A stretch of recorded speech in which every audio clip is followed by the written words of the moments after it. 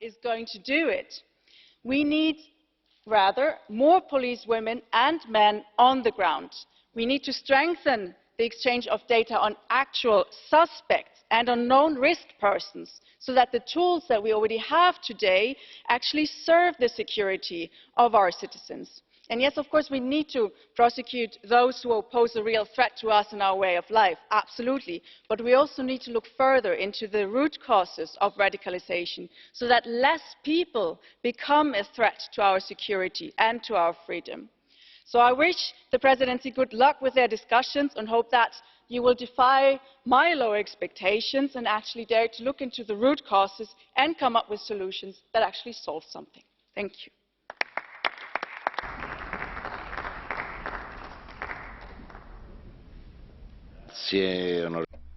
Thank you, Ms. Keller.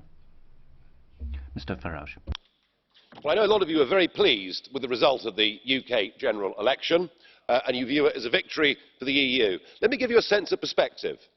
In the 2015 general election, just 13% of voters voted for parties, namely UKIP, which was the only one that wanted to leave the European Union.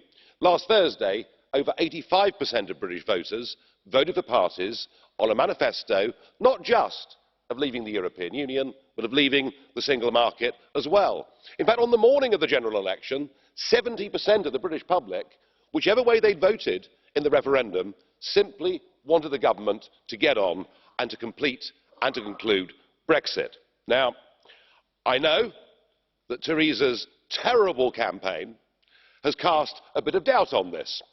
And I saw that Emmanuel Macron yesterday, a call echoed by Mr Verhofstadt this morning, said there's still time for the United Kingdom to change its mind. You don't have to leave. Let me tell you, the only certainty in this mess is that we will be leaving. But that hasn't stopped a parade of former prime ministers and of former European commissioners lining up and attempting to get the British government to backslide on its commitments. There is now a big push, a big drive for us to opt for a Norway-style option. And I have to confess that your chief negotiator, Mr Barnier, is right, because it took Theresa May 9 months to trigger Article 50, and by the time the talks start, it will be nearly 4 months since it was triggered. So I do accept that we go into this as a British government with a British Prime Minister in a very weak position. And she's caught in a bit of a pincer movement, because the political class would like us to stay in the customs union, to stay in the single market. But the people have made it perfectly clear they want us to leave both of those things.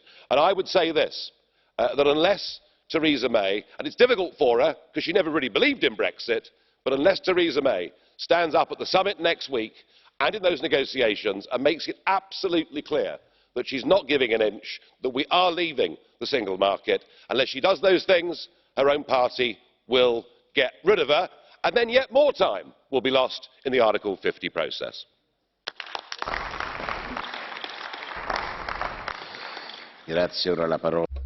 Thank you. Mr. De Graaf. Voorzitter, de Raad spreekt op 22 juni. President. Defence and migration are both on the agenda for the Council. On defence, we don't want a European army. Cooperation between sovereign states occurs in NATO.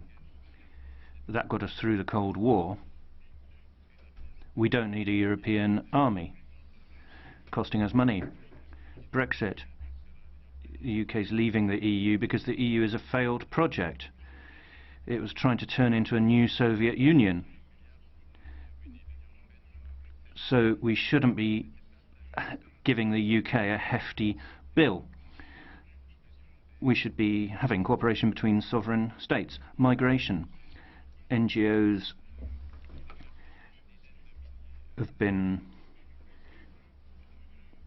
dealing with tens of thousands of migrants, and Hungary and other Visegrad countries deserve our support in combating Islamification. Council should follow their example. Grazie. Thank you. Ms. Morvai. Dear colleagues, dear citizens in Europe and overseas, I'm also asking for solidarity but in this case, solidarity with my homeland, Hungary. As you all know, we resist migration, we resist mass migration, and we keep defending our borders and the borders of Europe. The European Union wants to push us on our knees.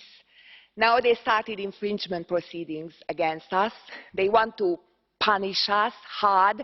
They want to weaken our economy. And I ask for your solidarity and support around the world. Please write letters of dissent to this odd, strange man, Mr. Juncker, and moreover, make Hungary and Hungarian goods and services trendy. Lots of you are now deciding where to go for a holiday. Come to our safe country, which is still European. Come to Hungary. We have fantastic thermal spas. You can get your health back. We have a fantastic, beautiful capital, Budapest. Buy Hungarian products. If you go to see friends, bring a bottle of Hungarian wine or some good Hungarian food. Show that you support Hungary, and we won't give up. Thank you.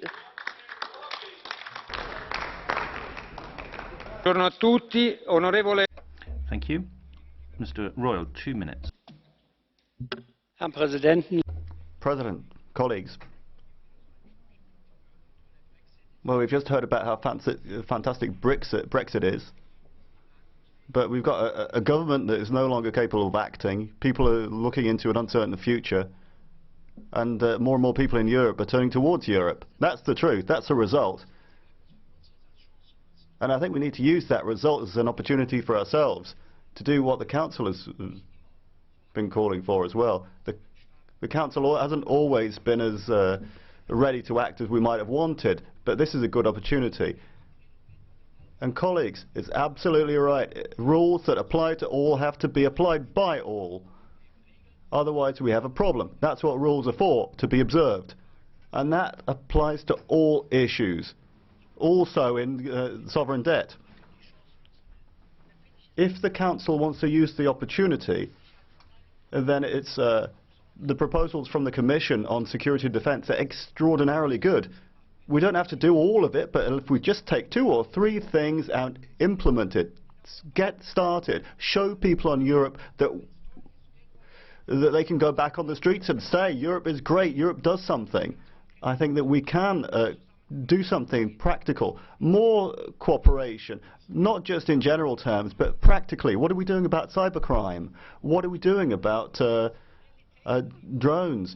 What can we do to deliver a reality? Mr. Juncker said something very important. Mrs. Keller, when we're talking about refugees, that we have not got to the end of the day. But there's a lot of work ahead of us, but we have actually achieved something. Okay, yes, the Turkish agreement was successful. We might not like all of it, but the results have not been bad. The numbers have fallen. And the relocation, much too few, but something has happened at least. It's easy to point the finger at what doesn't work, but this is a time when people in Europe are suddenly interested in Europe again and have hopes invested in Europe. Let's not disappoint them.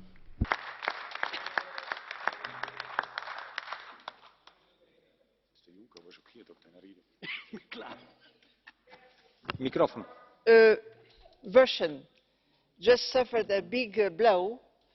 The 27 are in fact more united in implementing the roadmap adopted in Rome. And once and for all, the European Union needs to assert itself as the political entity and a strong pillar of the multilateral system.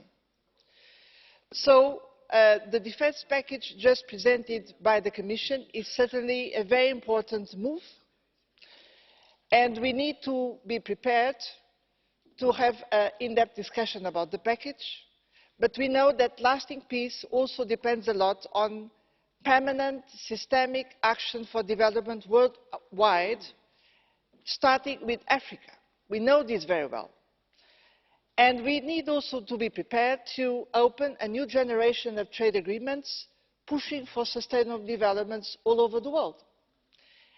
At the same time, we need also to build much more powerful instruments to cope with citizens' concerns. There is a lot of homework to be done. We have just now the revision of the European Fund of Strategic Investment, and we need to make sure that this fund will become more powerful, pushing for real additional strategic investment projects. We need to make sure that the upcoming social pillar of social rights, will prepare the labour market in Europe to provide better jobs, particularly for young people. And we need to make sure that our Eurozone will start working for real convergence. So this is a very demanding internal agenda. Stevens, un minuto. Stevens, 1 minute. Goedemorgen, voorzitter, collega's. De Europese... Good morning, President, colleagues. The European Council will once again focus on the issue of illegal immigration. In other words, the economic migrants who cross the Mediterranean to come to our shores. So we've got 200 million that is assigned to address this, but I think we've got to have a proper returns policy which is essentially based on the Turkey agreement. We need a swift asylum procedure, one that is expeditions, particularly for those that are in Turkey. I think that's going to be a way of stemming migratory flows. What are we waiting for, colleagues, to work out cooperation agreements of a similar nature with all North African countries? Why do we only have an agreement between the EU and Turkey? Returning migrants to a safe country, according to the Commission, means to a place where their life is not under threat, where there is where the conditions are in place to ensure that they are going to be adequately fed. There are other countries in addition to Turkey that comply with this criteria. So I would call on European leaders to look at all the legal possibilities that would allow us to sign an EU-Libya agreement that would allow us to see an end to the terrible dramas we've seen in the Mediterranean. Is this on the rules of procedure, Mr. Coburn? Prego. Grazie. I've just noticed something. I wondered if everybody else had noticed the same thing, that all the leaders today are speaking in English. They don't normally speak in English. This is extremely strange. And I thought President Juncker, my good friend Jean-Claude Juncker here, had said that English was no longer the language of the European Parliament. Is there something I've missed here, ladies and gentlemen? Something I've missed? Grazie, ma non è ai sensi... Well, sorry, that's not really a point of order. Mr. Juaristi, you've got the floor for 1 minute. Presidente, pensaba hablar... Thank you, President. I was going to talk about externalization of migration controls and asylum. We have very little democratic oversight of that process. This will have significant consequences. That's what I was going to say. But listening to Mr. Juncker, although I don't expect any great change in policy, I do think we should change our terminology. What do you think the message to society is if we keep talking about defending, protecting our borders against a danger, an enemy? That's what it sounds like. Fellow members, the enemy in this case, the danger in this case, is normal human beings looking for a better life for themselves and for their children. Terminology is not innocent. It can send out a xenophobic far-right message by implication. Look at the people who are dying in the Mediterranean region. Look at the NGOs next to the Libyan coastline. They're sending out flares. Nobody goes to help them. No European boats go to help them. Thank you very much. Mrs. Ferrara, 1 minute. Thank you very much, President. Italy is paying the price for the failures of Europe to manage migratory flows. Hundreds of thousands arrived in 2016, and there's been even more since the beginning of 2017. Italy is facing huge expenditure, 1 billion more than in 2016. The aid coming from Europe is tiny. 68 million, that's what we've heard. That's about 3% of the total required. So I think sharing of responsibility sounds pretty hollow. Italy is a net contributor to the EU, so it's actually giving a lot more than it receives. The Dublin regulation is pretty much been declared dead, but it means that more refugees are being relocated back to Italy than are being sent to the rest of Europe. Europe seems absolutely incapable of finding effective, fair solutions. If the Council continues to simply pursue national egoism, then there's not going to be any reform of the common European asylum system, and it's going to be a failure for the complete European Union. Minuto. Mr. Ferrand, 1 minute. Colleagues, the next European Council will be en marche, on the way to more migratory flows. The newly elected French president wants to impose some particularly pernicious ideas, the common European right of asylum. Apparently this is going to replace national legislation. The right to asylum will become a prerogative of the EU. Well, it's not. It's a national competence. We completely reject this kind of drift, which will only lead to further migratory pressure on our countries, and furthermore it will limit any capacity for us to take our own decisions. Prego, un minuto per lei. Mr. Wolf, 1 minute. Thank you, Mr. President. Today in this chamber, the political elites are gloating and cheering. They've overseen the resistance parties failing to take power in Austria and France, UKIP decimated and a conservative Brexit government weakened. Political elitism is a doctrine of servitude, but its forces are strong, determined, well financed, and it is attacking and destroying its enemies one by one. They infiltrated UKIP.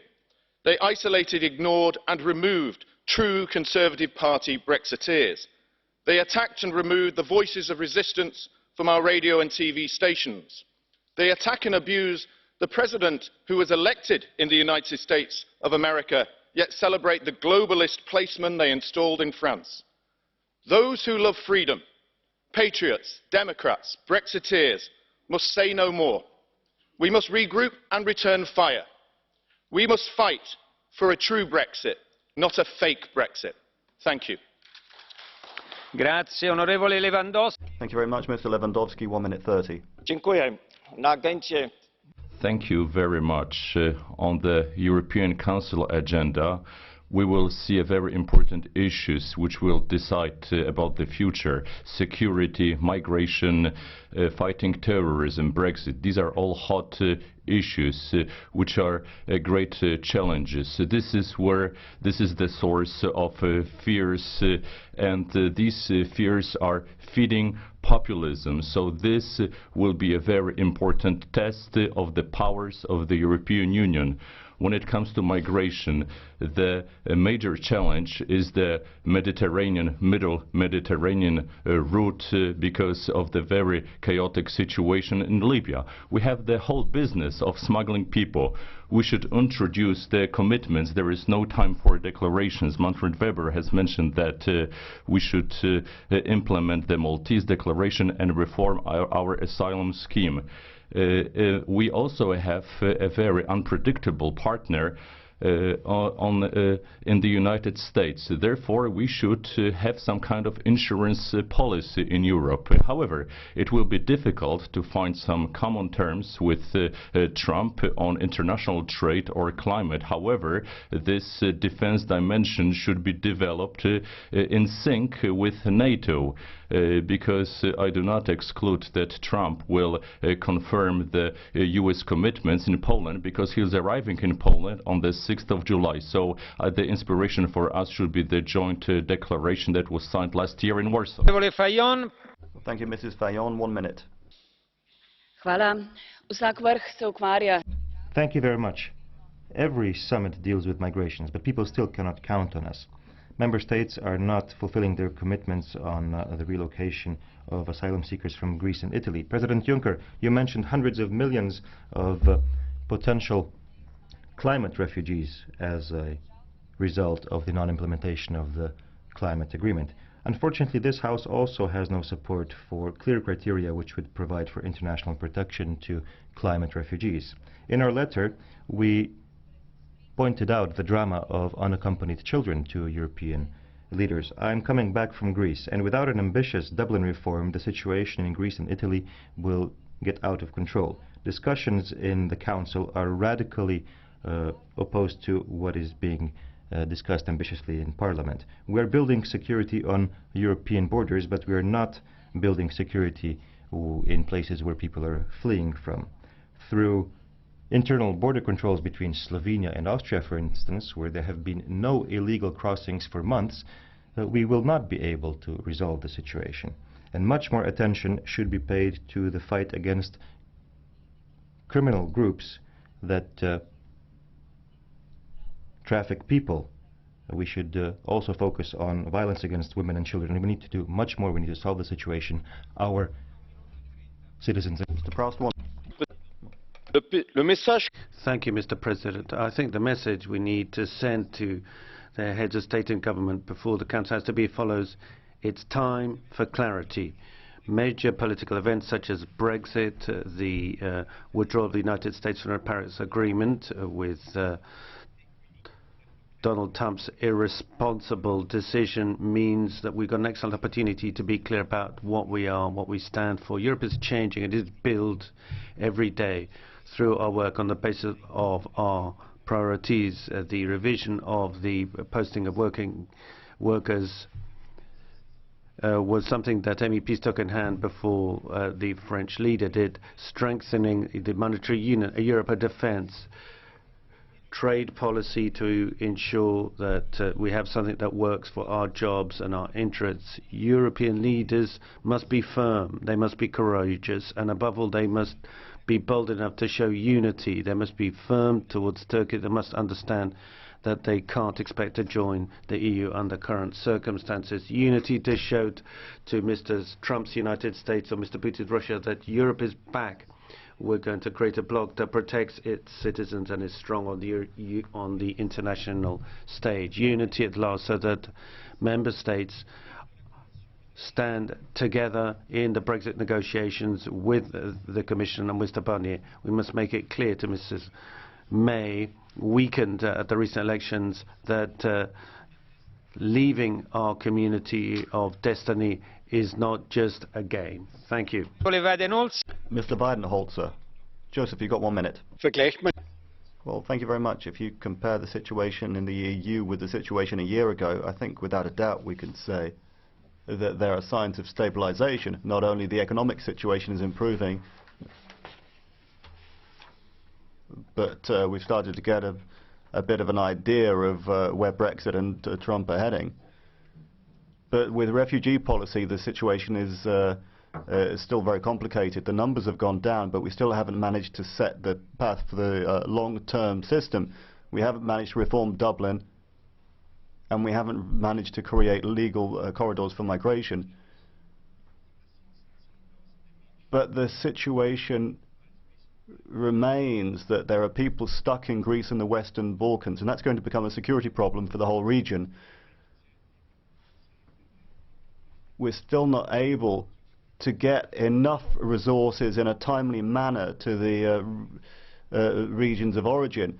Mosul and Raqqa are said to become the new tragedies. González Pons, 1 minuto e 30. Mr. González Pons, 1 minute 30. Thank you, President. I would like to start with a moment of remembrance of the victims of the London attacks, particularly the Spanish citizen who was killed when he was fighting back against the attackers. And we need to stand up for the values that unite us. The victims of the latest attacks in London were not only from the UK, they were from Australia, Canada, France and Spain. We are not alone facing terrorism. No country in the EU will be able to meet the challenges of globalization alone. Nobody is smarter than everyone else. Nobody is capable of finding solutions alone. We all need to work together to fight against those who wish us harm, and we need to come together for the future. Brexit is a step backwards. Brexit means turning one's back on things. Erasmus we were celebrating yesterday. The opposite of Brexit, 4 million people moving around, Brits going to other countries, foreigners going to Britain, like my daughter Maria. The million of children, the Erasmus children growing up speaking 4 languages, the first generation of born Europeans, if you like. Europe is being built, is being made out of our difference, out of our tolerance. That's what makes us strong. So, if you have the choice between Erasmus and Brexit, choose Erasmus, choose generosity. Don't choose selfishness. Mr. Jauregui Atondo, 1 minute. Thanks, President. Here it's worth highlighting that there are grounds to be more positive and optimistic than in previous years. Economic growth, we're seeing jobs created, and we're defeating populists. I think it's worth emphasizing that. I would remind you that just yesterday Mr. Macron, the French president, announced that he was in favor of rolling out the financial transactions tax in the European Union. This is an idea we should consider. We need our own financial resources in the European Union to address the very many problems we face. We need funds to address migration. We need to fund security and defense, given the threat of terrorism, because for the first time in the history of the European Union, internal security depends on our external security, and we've got important needs such as the social pillar and the need to address climate change, as Mr. Macron suggested. Let's head down that avenue. Thank you, Mrs. Gardini. 1 minute 30. Thank you, President. Colleagues, I wanted to say that last Sunday, Italians went to the polls to elect mayors. The mayor of Lampedusa, which has become the symbol of receiving refugees, been to the White House to see Obama, and has been celebrated by Renzi and others, she lost her place. Does that mean that Italians don't show solidarity? Does it mean that Italians are not generous and welcoming? No, we need to continue to show that spirit. But I wanted to mention one opinion that I heard, that finally we're overcoming the inexorable logic of numbers, that we're coming to the point where we need solidarity. When a room is full, nobody else can come in. That's the point that we've got to in Italy. Many Italian local authorities are refusing to accept any new arrivals. It doesn't matter what political party their mayors are from. Now, people say this is an epical moment, but it is the result of a strategy that has been designed by criminal organizations. So we do need a united, serious policy for Europe, but it needs to be quite a harsh one. We don't want to show solidarity with criminal organizations that are trafficking in human beings. Basta. Onorevole Kyenge, lei la parola, un minuto. Mr. Kyenge, you have the floor. 1 minute. Thank you, President. I would like to express my solidarity with Giusy Nicolini, Mayor. There are so many items on the agenda of the European Council that I will only be able to make a few remarks on migration. The Maltese presidency has recalled that there is a drama on the central Mediterranean route every day. President Juncker has referred to the results which have been achieved by migration policy. This has been possible thanks to the role of Parliament as co-legislator, calling on Member States to shoulder their responsibilities, and also bringing infringement proceedings, which has been launched against 3 Member States. There are punitive measures, but we also need long-term political initiatives such as a partnership with Africa. The Maltese presidency should recall before the European Council that there is a procedure to be applied for reforming the European Common Asylum System. We need to go through ordinary legislative procedure in order to do this. I hope that there will be a discussion of legislative proposals in the future. I know that the Commission is working with a great sense of responsibility. We don't need imagination or alternative solutions. We need to move forward with those. Thank you, Mr. Kiange. We now move on to Catch the Eye. Well, I'm sorry to say that with all of those who've asked for the floor, I'm not going to be able to hear from all of them. We'll have only one speaker per group, because we've got another debate after this one, and then we have a formal sitting. Mrs. McGuinness. Thank you, President. Next week's Council there will be a new Irish face around the table, and a new face of Ireland perhaps. And today the Taoiseach Enda Kenny hands over that office to Leo Varadkar. And I take this opportunity to wish our new Taoiseach, our new party leader, well in his work ahead, and also to acknowledge the great work of Enda Kenny as leader of our country in very difficult times. And yesterday there were tributes paid to him, and the most remarkable comments were the simplest and nicest ones about his sunny disposition, his optimism in dark times, and how that is so needed in politics today. And that, if you like, disposition was undented by 6 years in office, as I say, in very difficult times. He spoke about the honour that he had of leading our country, and I hope that our new leader will carry that same optimistic disposition and work for a united Europe. His last call was to Theresa May to warn her about a Brexit that would damage the Good Friday Agreement. We should honour his words, his commitment to peace, his commitment to Europe. I salute his work and I wish our new leader every success. Aguiar, un minuto anche per lei. Ms. Aguiar, 1 minute for you. Señor Presidente, telegráfica. Thank you, Mr. President. Very briefly indeed. Security and the fight against terrorism. I pay tribute to Ignacio Echevarría, a Spanish hero who fell at the hands of vicious terrorism, defending European citizens, defending European values. Defense. It's not just a question of spending more money, no. It's a question of coordination and solidarity between member states. Pooling our defense resources would mean a massive difference in our ability to work together on defense. Migratory routes, we've been told that they're under control, but what about the countries that are in breach? There have got to be sanctions against them. And then finally, climate change.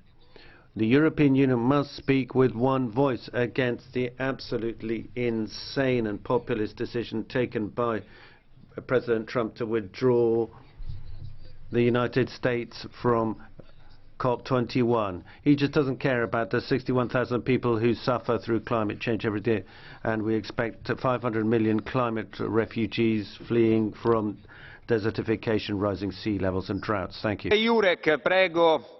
Mr. Jurek, 1 minute. Thank you very much, President. Today, again, Mr. Juncker has pushed responsibility for his tragic policy onto such countries as Hungary, the Czech Republic and Poland. But solidarity, as he was so kind to say, it does not consist in liability for somebody else's mistakes. Solidarity is about helping somebody else in a need. If your policy is wrong and faulty, then draw your own conclusions. Mr. Juncker mentioned law. Well, law is responsibility for your actions, so European authorities should resign their posts because previous decisions as regards illegal trafficking of humans have not been fully implemented.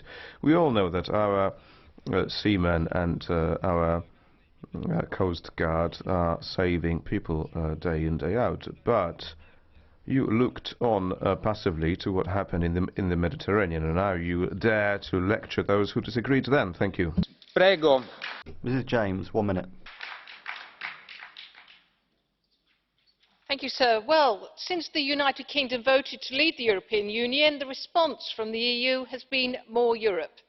It has announced its intention to speed up the Capital Markets Union. It has increased the size of the Juncker Fund by a staggering €185 billion and announced the formation of the Common Defence Fund. Also, suggestions that EU funding in the future will be contingent upon national acceptance of the European Public Prosecutor's Office and that non-Eurozone members will have to adopt the single currency. This is a staggering authoritarian and control freakery in terms of a political system. And it's all very well suggesting that the so-called populist parties across Europe are now in demise. I would suggest and ask the EU to very, very seriously consider whether some of the announcements that they have made and the demands that are being now placed on member states will actually be counterproductive to what they want to do in terms of stopping populism. Thank you. And now for replies, Mr. Juncker. Non intende intervenire? Oh, you don't plan to speak? Okay. All right. Well, in that case, we'll hear from the Council, Mrs. Dalli. Thank you. And thank you so much for this useful exchange, which I will convey to the President of the European Council. Let me use these concluding remarks to make a more general comment. Recently, a tangible sense of unity, urgency and responsibility has been added to our actions.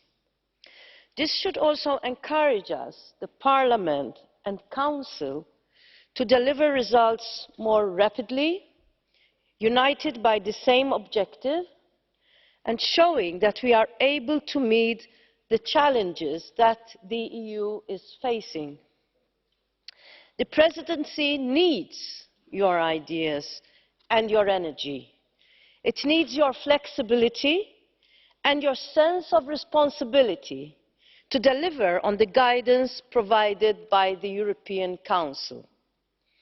We have had many achievements in the past 5 months, but there is much more work to be done ahead of us.